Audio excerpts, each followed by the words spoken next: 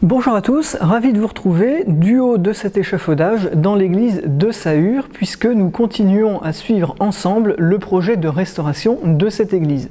Et si je vous ai fait prendre de la hauteur aujourd'hui, c'est parce que la semaine dernière, à l'occasion de sondages sur le mur derrière moi, 2 découvertes importantes pour l'histoire de cette église ont été faites. On découvre ça ensemble tout de suite.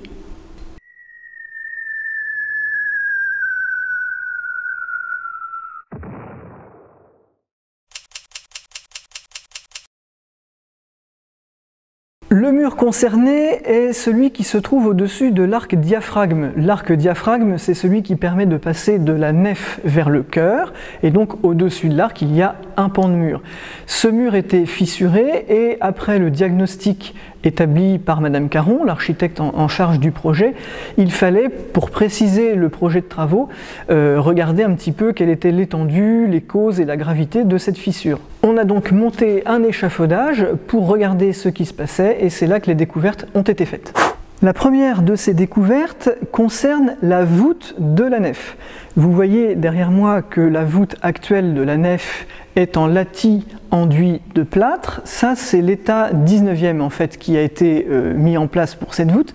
Mais grâce à la purge de l'enduit qu'on vient de faire dans l'angle, suivez-moi, on a découvert en fait que sous cette voûte se cachait juste ici une autre voûte ancienne en lambris de chêne.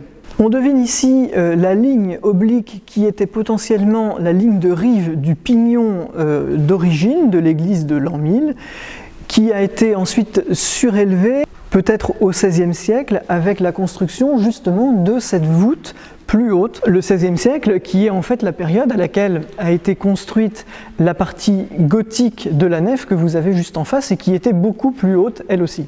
Et si l'on s'approche, vous pouvez voir qu'on a également découvert de la polychromie, des traces de peinture. Regardez, sur cette pièce de bois, il y a des motifs rouges en forme de croix qui se poursuivent sur toute la longueur de la courbe de la voûte.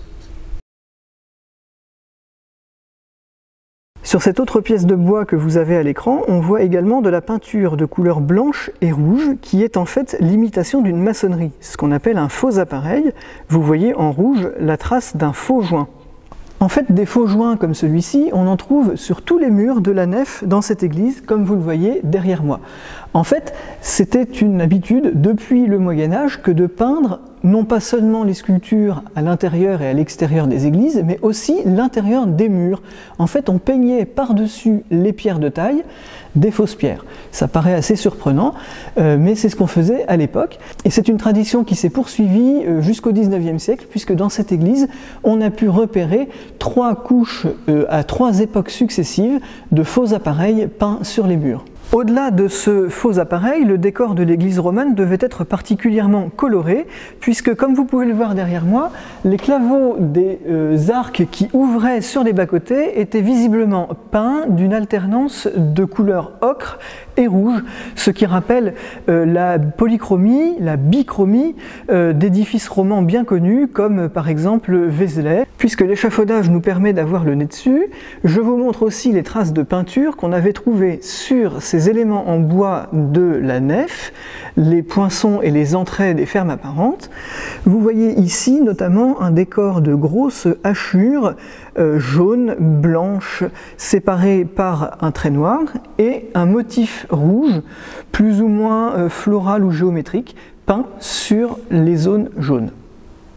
Alors bien sûr, c'est toujours très excitant de découvrir de la polychromie. La peinture est quelque chose de fragile et on est toujours très content quand on en trouve. Mais il y a une deuxième découverte qui a été faite dans ce mur et qui est extrêmement intéressante pour l'histoire de cette église. Suivez-moi, ça se passe juste à côté. Il s'agit d'une fenêtre. Alors sur cette baie, on voit très bien les pierres qui forment en fait les claveaux de l'arc en plein cintre qui ouvre cette baie. Ces claveaux sont d'ailleurs d'un module très similaire à ceux qui constituent les petites fenêtres hautes de la nef romane, donc on a assez peu de doute sur le fait que cette baie soit d'origine, c'est-à-dire de l'an 1000, puisqu'en fait ce mur est le mur pignon est, si l'on veut, de la nef initiale construite en l'an 1000. Comme vous le voyez derrière moi, juste derrière ce mur, de l'autre côté de la fenêtre, aujourd'hui on est dans le chœur. Vous voyez ici l'abside et le maître-autel. Mais c'est une très bonne nouvelle en fait d'avoir découvert cette fenêtre, puisque ça nous apprend une chose intéressante, c'est que s'il y a une fenêtre, c'est qu'à l'origine, derrière, on était à l'extérieur de l'édifice. Autrement dit, le chœur actuel qui se trouve derrière moi remplace donc un chœur primitif qui était beaucoup plus bas, de telle sorte que sa couverture ne pouvait pas dépasser le bas de la fenêtre où je me trouve en ce moment. On imagine donc la différence de hauteur que cela pouvait représenter entre la voûte du chœur actuel que vous voyez en ce moment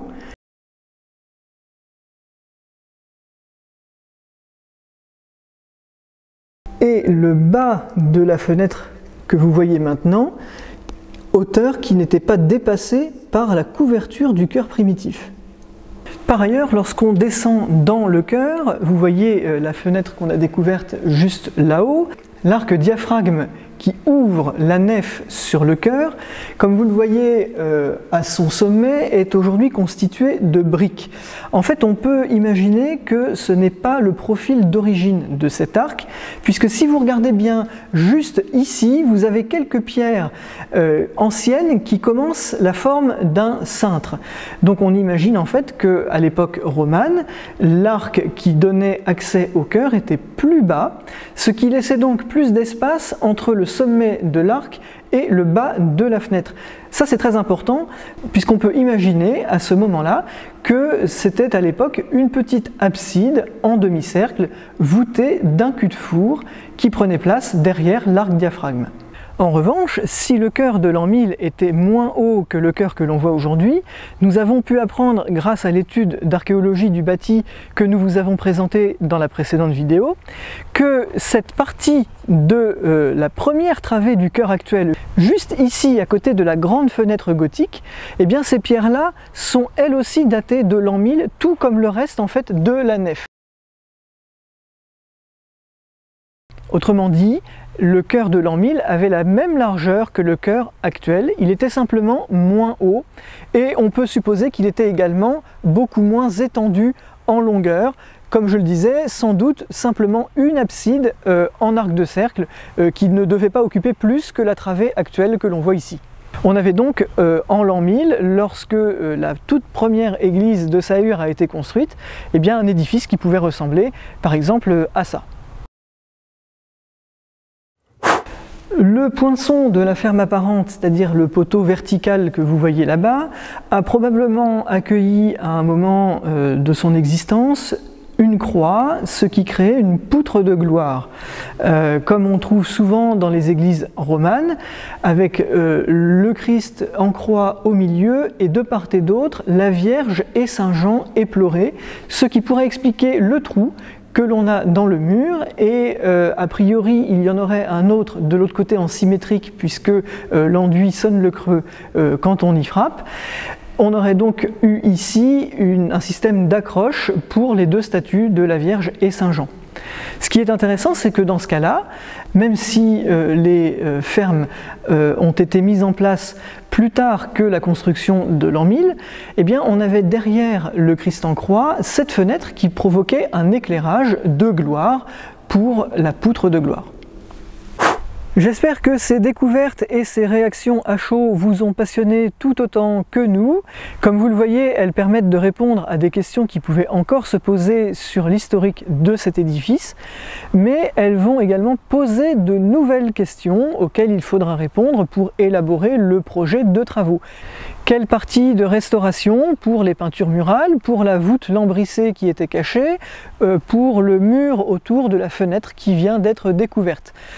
C'est maintenant le travail de l'architecte en charge du projet, en concertation bien sûr avec la commune maître d'ouvrage et les services du ministère de la Culture, afin d'élaborer le projet de travaux que nous vous présenterons dans les prochains mois. Et ensuite, une fois le chantier démarré, nous suivrons ensemble les différents corps de métier, maçonnerie, pierre de taille, sculpture, charpente, couverture, peinture, vitrail, etc. Donc surtout, n'oubliez pas de vous abonner à la chaîne et d'activer les notifications pour ne pas manquer tous ces rendez-vous et pour ne pas manquer non plus toutes les aventures patrimoniales que je vous propose sur cette chaîne. À bientôt!